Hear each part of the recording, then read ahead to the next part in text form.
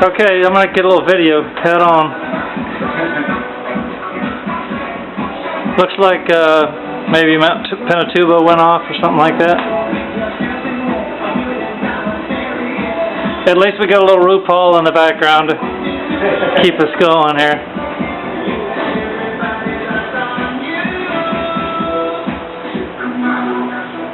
So this is our front room. It's been completely disbanded and we're sanding the roof, trying to get it even.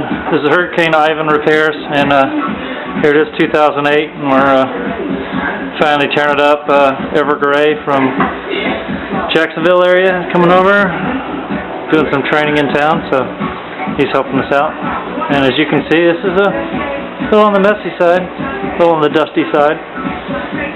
Guess we'll be doing a little spring dusting after this action here. So he'll see once he starts getting underway with sander that thing throws out a bunch of dust. So